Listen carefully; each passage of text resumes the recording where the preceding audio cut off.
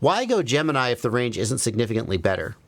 Gemini gives better LQ, better link quality. Gemini, if you expect to encounter interference, Gemini is really good. Let's say I'm on a movie set and I'm running 2.4 gigahertz. And I've heard this problem from people. They're like, there's this other device. There's a Terra deck or there's movie sets are full of wireless devices. And so you're like, I'm going to be flying and somebody's going to power up the confabulator and it's going to knock me out of the air. Gemini is great for that because you can run 900 and 2.4 at the same time. And if one gets knocked out, the other will take care of you. Okay? Gemini is great if you're a racing pilot and you want the maximum LQ so you don't get any dropped packets. Gemini doesn't significantly increase range. That's not what it's for. It's never been what it's for. Gemini increases LQ. So think about how your LQ works. At the beginning, LQ is 100%. You fly away. Eventually, you fly away far enough that LQ starts to drop. In that area where LQ is less than 100%, but not fail-safing, Gemini will boost the LQ a little bit and keep that link solid longer. That's what Gemini's for. Gemini, I would make the argument that Gemini and the crossband receivers are not that compelling for a lot of people. So like, Radio Master just released this line of crossband receivers, the XR series receivers. I think it's absolutely worth having a Gemini transmitter. The GX12 and the Nomad transmitter, I think that they should be the default for anybody who might ever maybe sort of want to use 900 megahertz. And why wouldn't you, right? If you only had a 2.4 gigahertz module, then you could do everything you need on 2.4 gig. But once you have the option for 900 meg, you go, oh, I'm going to go fly a flying wing. And I might want to do some medium range stuff. I'll go 900. It's going to do better. A little better than 2.4 gig. But the dual band receivers, I think most people don't need them. Because here's the thing.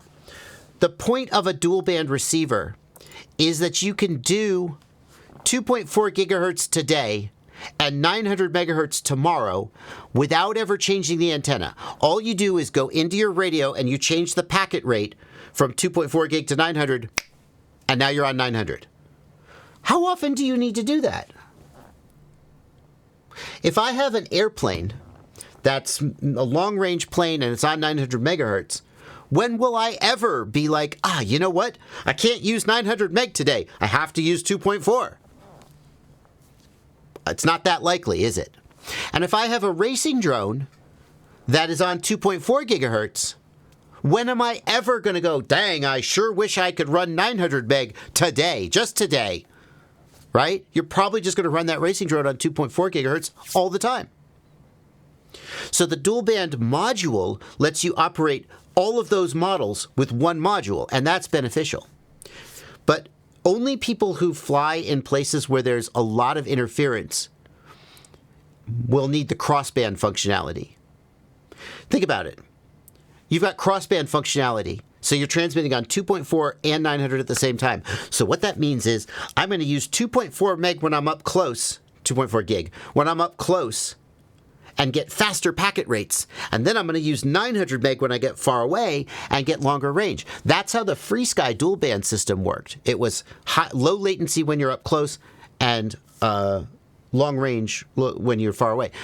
ExpressLRS gives you low latency in both 900 and 2.4. It's the same packet rate. You're at 200 hertz or whatever. It doesn't matter.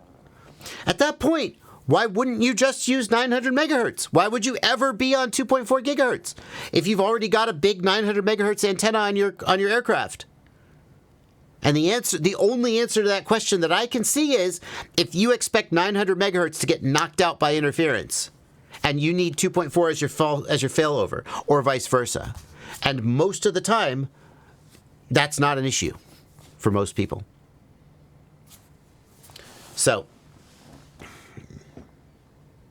I agree that Gemini is... Gemini in the transmitter is very useful because it lets you do switch bands and do that. But Gemini or dual band, the XR series of receivers, I think are not as useful. They're kind of cool, but not actually as useful for hobbyists as it seems like they might be. Gosh, I wonder who else in the world might be in a situation where a frequency band that they're using suddenly gets interfered with. Who is it that these receivers could be for?